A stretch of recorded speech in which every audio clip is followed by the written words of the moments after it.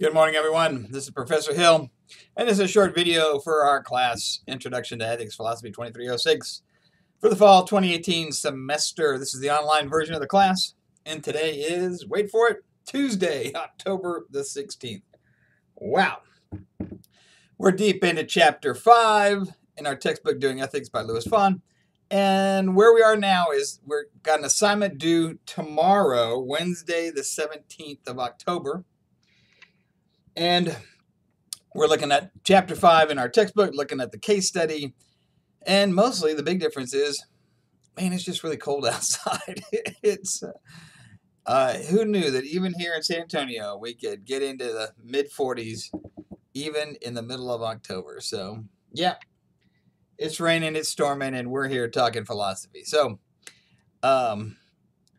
however, the first thing I want to say is this. I had a couple of students who got on me, and they said, what happened at the end of the last case study? What happened to the student and the student's cartoon?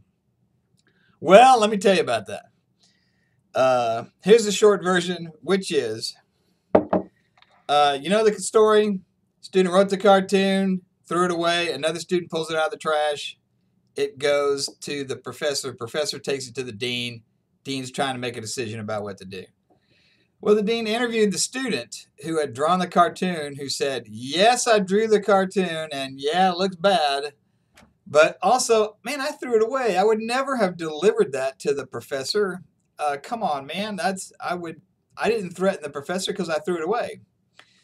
But yeah, it looks really threatening, and I did do it. So the dean looks into it. The student has no prior problems. There's no criminal background or nothing like that. Been a great student. So the dean just believes the student and goes back to the professor and says, look, I think this was all a big misunderstanding, and you need to just get over it. And the professor freaks out and says, wait. Come on, man. You got to be kidding me. It's like, you've got it in your hand. This is a threat. My student, you're saying you interviewed the student, he admitted doing it, and you're not going to do anything. And the dean's like, that's correct. Well, the professor gets really upset and says, that's just not acceptable. You got to do something. And so now the dean's kind of feeling like, it's a jam. And look, and this is where, and this shouldn't matter, but I guarantee you it did. What mattered was the semester was almost over. There was only like 2 weeks left in the semester by the time the dean's interviewing the student. So they basically got a week of class and then finals. And so the dean comes back to the student and says, all right, look, this is really bad, and these are dangerous times, and we can't have, but the professor is really feeling threatened. So I'm going to suspend you for the remainder of this semester. and I'm getting tough on you because I'm suspending you. And the student says, and now interestingly enough, the student's response, which was very interesting to me, the student was, I completely understand. No, I don't want to cause any problems. I never did. If that's what you think is best, I understand. No grief at all from the student, which is kind of rare these days. But still, the student says, no problem. Am I still going to be able to finish out my classes and take my exams? And the dean goes, yes. And in fact, I'll have somebody else give you the final exam for that one class, so you don't have to see that professor again, and there won't be any bias from the professor. And the student says, done. So that's what they do. The dean is able to turn around to the professor and say, well, I reconsidered, and you were right, and I suspended that student. And the professor goes, good. Whew, that's what we wanted to hear. And so, meanwhile, the student finishes out the exams, which is basically all that was going to happen in that semester anyway, takes the exams. The suspension ends 2 weeks later. It's a spring semester, so there's the summer, things cool down, everybody relaxes. And in the fall, the student's back and picks right back up. Now, the dean thought this was clever because he thought he was having his cake and eating it too, which was there was very little impact on the student, but the professor was happy. Man, I disagree with it. First of all, even it's going to have an impact on that student. That student now forever would have been suspended from classes for making a threat against a professor. Believe me, someone at some point, even just the bar association down the road, someone's going to pick up on that, and that student's going to have something explained to you. I imagine there might be some consequences down the road from that.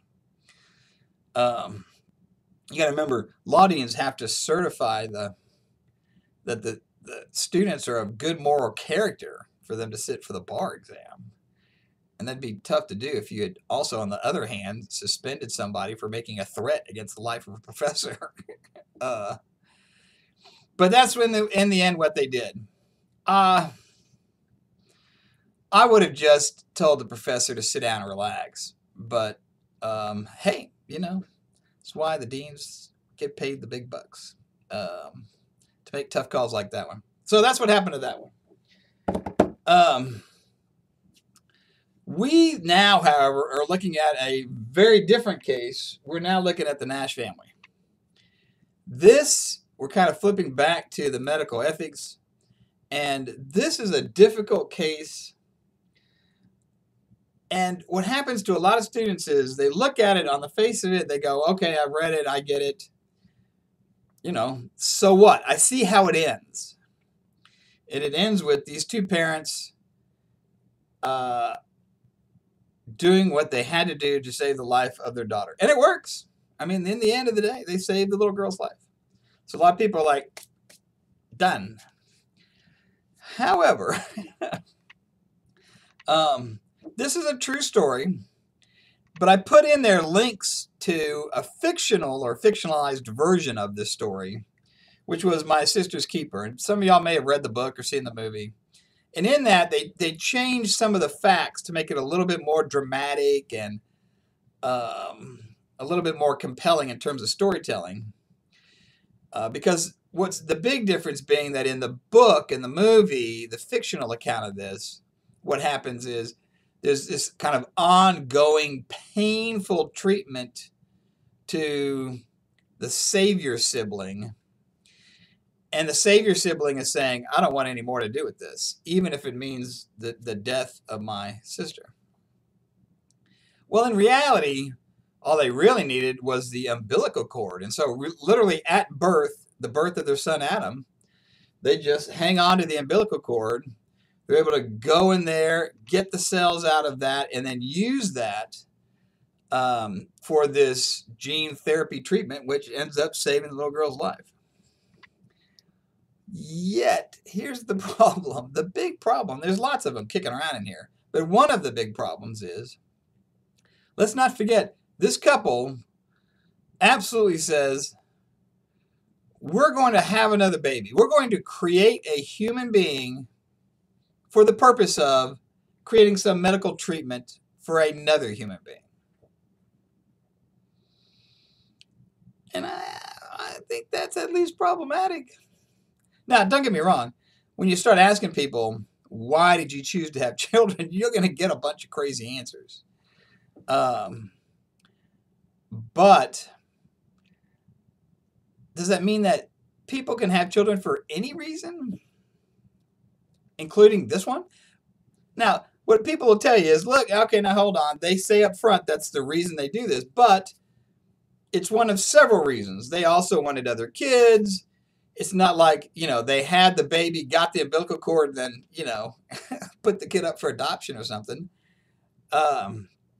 They had several reasons. It just was chief among them was that they also were doing this and timed it so that they could try to save the life of their little girl.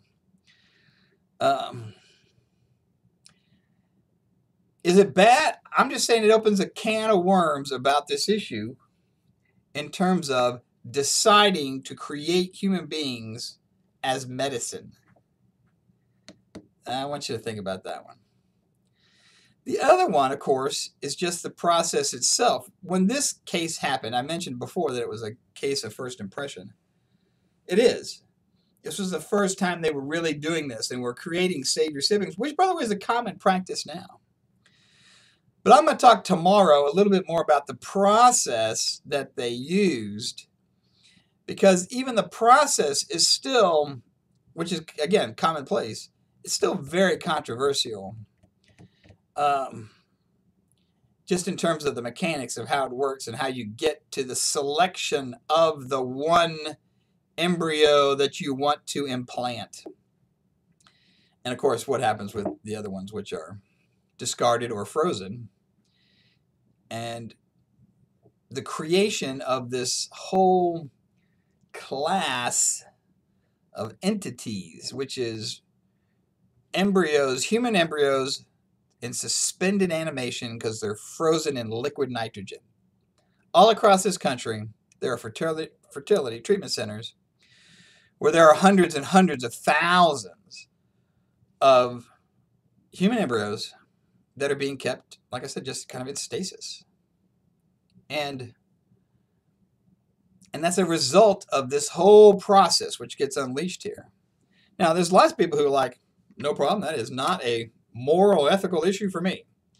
For other people, people who believe life begins at conception, because believe me, this is after conception, they think these are human beings. And if that's the case, then we got to have a conversation about if they are human beings with full personhood and rights, what does that mean?